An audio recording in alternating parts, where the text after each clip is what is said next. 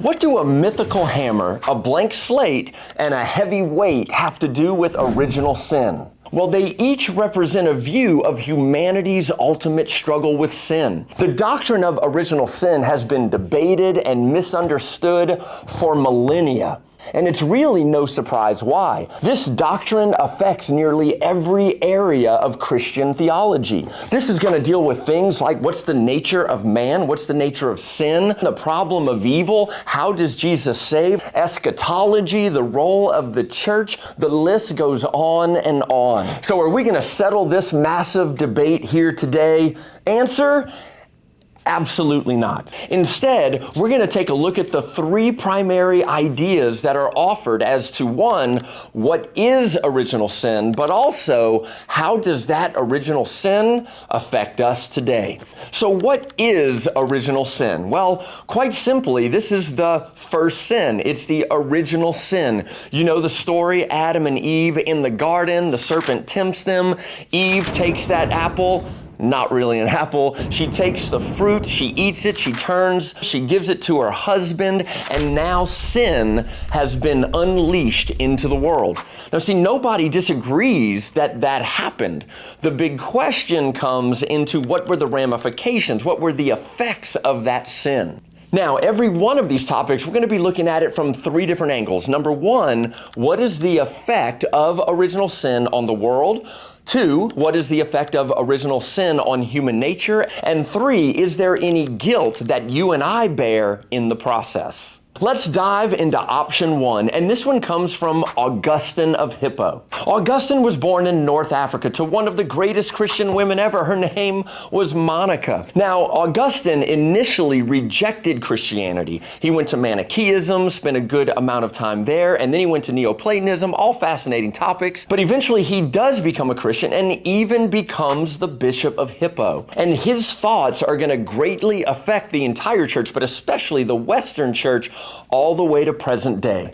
So in regard to the consequences on the world, everybody is completely agreed here. Sin has messed up the world, and I'm talking royally messed it up. We have sin, we have a cursed ground, we have sickness, we have natural disasters, we have death, we have lions and tigers and bears, oh my. Lions? And tigers? And bears.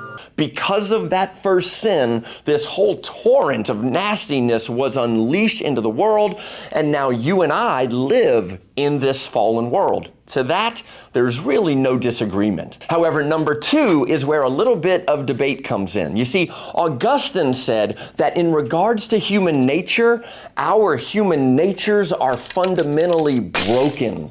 We are wholly corrupted. Because of that first sin, every part of us, our minds, our wills, our emotions, our choices, our longings, our desires, are so fundamentally and thoroughly sinful that really the only thing we can do is evil. In fact, he had this phrase, we are not able to not sin.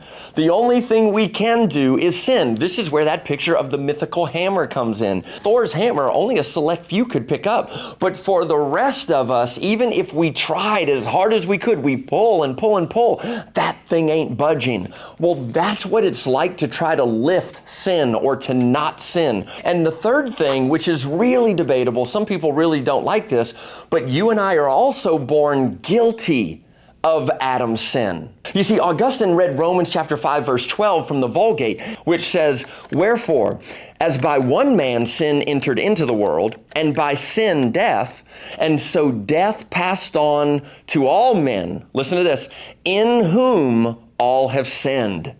So in Augustine's view, you and I were quite literally in Adam when he sinned, and therefore you and I are just as guilty as Adam was for that original sin, and therefore we bear the guilt. So a good summary of Augustine's view looks like this. Humanity exists in a fallen world which is entirely corrupted by sin. We are incapable of rejecting sin, and we inherit both the sin and the guilt from Adam. All right, for our next view, buckle up here because interstage left, Pelagius. Pelagius was a monk from Britain. And long story short, when he gets to Rome, he was really surprised at the laxity of the Roman Christians. And so as he started to talk to people, he found a common denominator that they were blaming God for their own sin. He came across Augustine's Confessions, in which there was this famous quote that said, "Lord, command what you will and give what you command." And Pelagius heard this, and he was really, really frustrated, because what he heard was, "Lord, command what you want us to do, and then give us the ability to do it," as if to say, the only way we can do what we're commanded is if God causes us to do it. But that didn't seem to make sense to him, because if it's God that causes us to do it, well, then those who don't do it can simply say, well, God didn't give me the grace or the ability to do what he commanded me to do, and so therefore it's not my fault. So Pelagius agreed with Augustine in the consequences of sin on the world. We do have a cursed ground, we do have sin and sickness and death and all of that stuff. No disagreement there. But where the huge difference is on the rest of it. You see, Pelagius held that as far as human nature goes, we are not born evil. In fact, Pelagius went the complete other route. He said we're born good, or at worst, neutral. Adam's sin affected Adam, it affected the world, but it did not affect the nature of humanity. This is you, or at least it was you back when you were born. You see, according to Pelagius, you were born like this, a blank slate. Unlike Augustine, who held that everybody inherits that sinful nature from Adam, Pelagius argued that every person starts life clean, morally neutral, neither good or bad. No preloaded corruption, no inherited guilt, just pure potential. But if that's the case, well then we might ask, how do people end up sinning? Well, he had a pretty creative answer here. It's known as the incubator model. We sin because of our environment. Think of it like this. From the moment we're born, we're living in a world where everyone around us has already made bad choices. They've chosen to lie or cheat or steal. And eventually, our blank slate starts to look like this. And before you know it, this once beautiful slate is now covered in sin.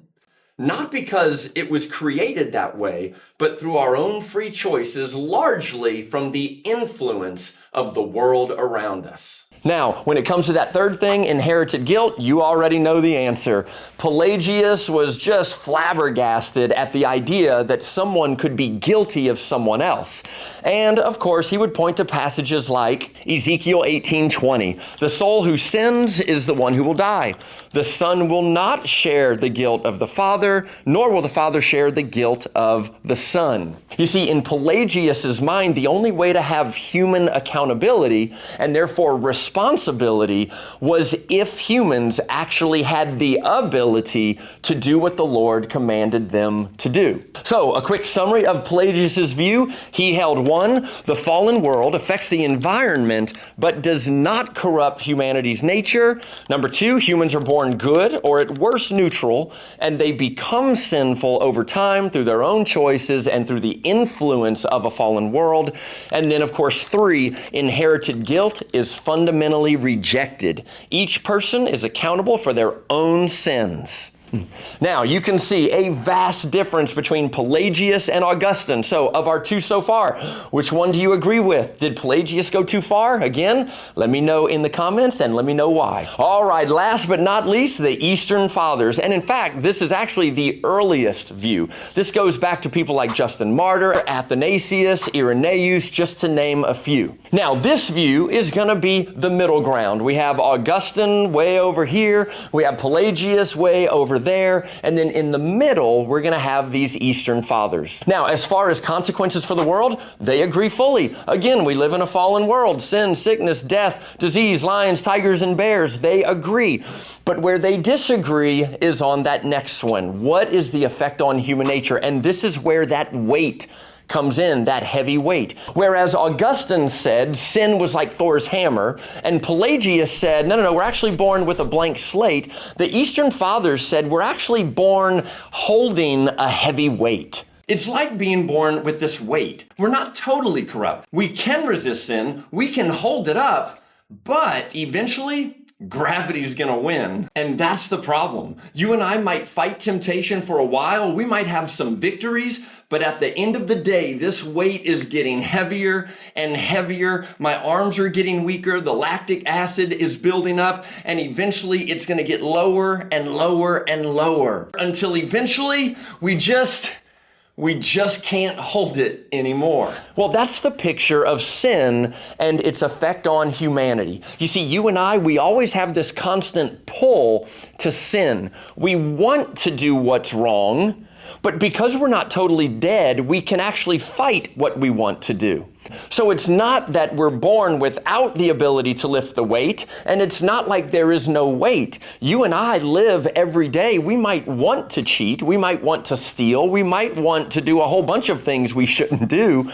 But just because we want to do them does not mean that we can't fight against that want. And then that third thing, transferring the guilt of Adam onto us, the Eastern Fathers fundamentally rejected. They did not like that at all, basically for the same reasons that Pelagius stated. So in summary of the Eastern Fathers, they held that 1, the world is fallen. Number 2, humanity's nature is marred, but not utterly destroyed. And in fact, it retains its inherent goodness and the ability to do good. And 3, there is no transferred guilt. Sin and accountability are personal. So what do you think? Does this one strike a good balance between Augustine's total depravity and Pelagius's optimistic anthropology? Or are they just missing it? Be sure to let me know in the comment section. All right, we've just walked through centuries and centuries of debate over original sin. We talked about Thor's hammer, and we talked about the blank slate. And then lastly, we talked about the heavy weight. 3 objects, 3 perspectives, and 3 very different ways of answering the same question. What is original sin and how does it affect us? But the next question is, how does this affect free will? Well, that, my friends, is our next video. So keep an eye out for that video because you won't want to miss it.